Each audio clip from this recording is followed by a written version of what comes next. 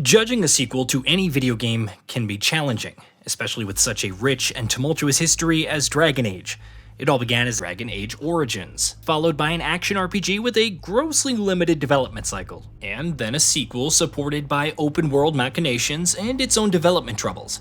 Then, nothing for 10 years as the studio transformed and released some other abysmal titles, while many of the original team left. The next Dragon Age thus went from another live service title to a single-player title, from possessing any semblance of a tactical RPG combat system in Inquisition to a real-time hack-and-slash action title with RPG elements, and from shining a spotlight and focusing on the Veilguard, the companions recruited throughout your journey. The results are enjoyable on the gameplay front, backed by stunning environmental art direction and some decent interactions, if you can accept or ignore the many nagging issues. Surely is my domain. No one leaves here.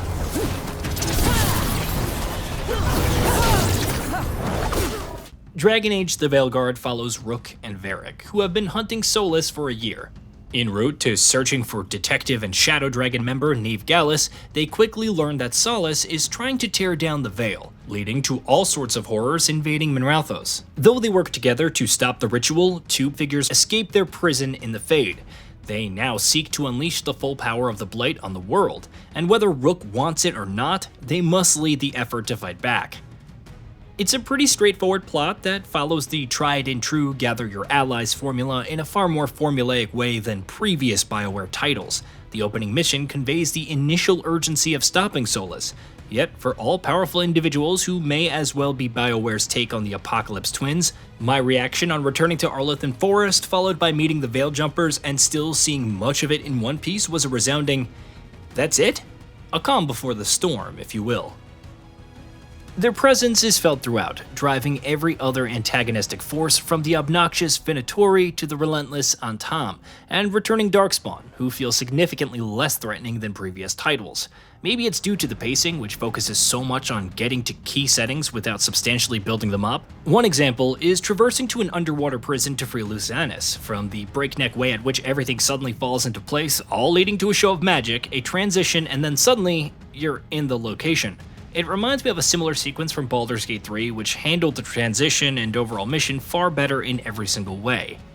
This also affects the characters in many ways. The first hour is full of reminders about the antagonists, their return to the world, and how bad things have become.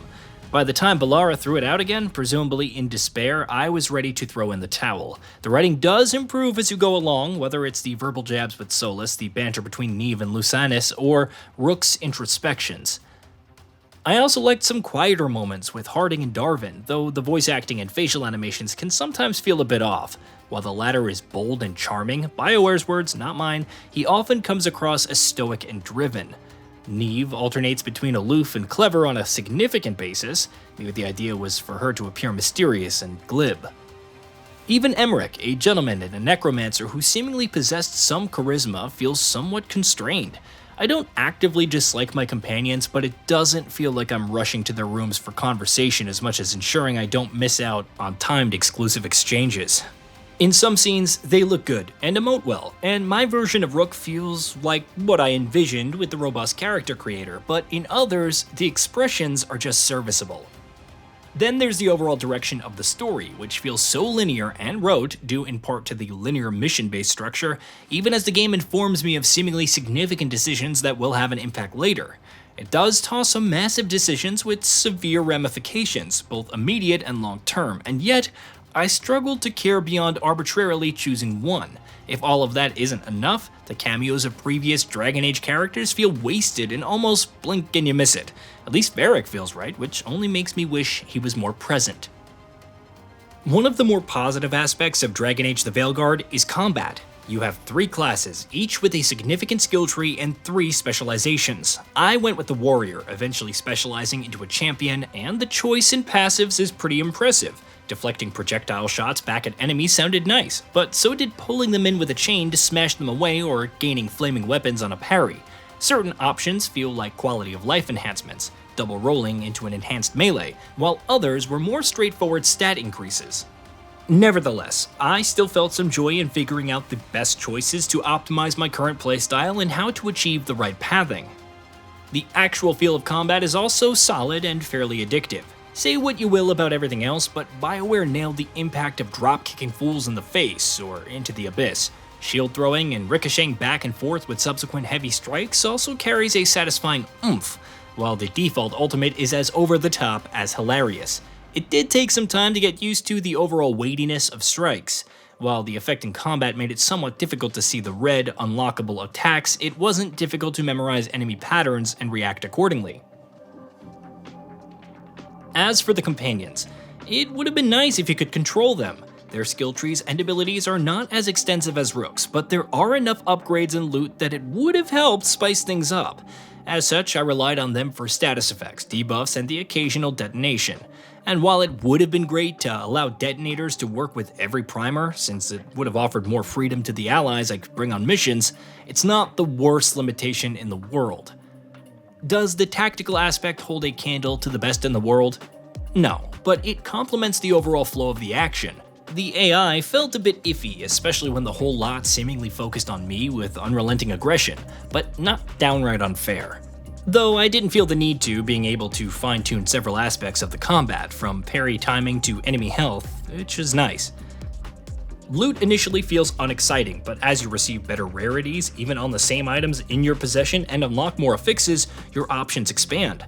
That rare axe may not deal as much stagger damage as the Spellbound Longsword, but its ability to inflict bleed on every final attack in a combo, coupled with the ring which deals more bleed damage and damage to bleeding enemies, felt pretty good. Combining this with flaming weapons or even cold damage via a rune for dual status procs and a unique ring that gives random buffs on takedowns felt even more fun, and that's only scratching the surface. I would have liked a more intricate crafting system outside of put one enchantment and only one on an item, or something more than just straight +1ing an item, but it all comes together well enough. As for the exploration, I wasn't very impressed with some missions, less so in their linearity and lack of diverging or improvising on the objective, and more on how they felt over too soon.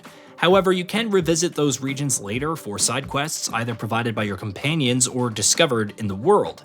There are puzzles, some of which are thankfully a bit more challenging than those during the story, and which your companions won't fall all over themselves to tell you the solutions to.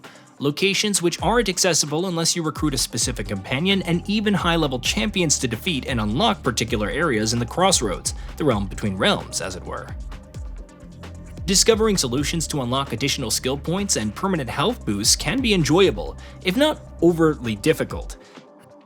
And even though the overall scale of these maps is up for debate, they present some decent side content to run through between main story missions.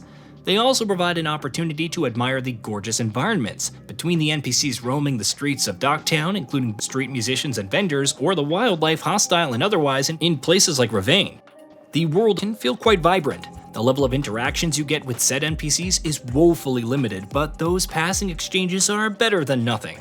And as mixed as I am on the voice acting, at least the music is great, especially during combat.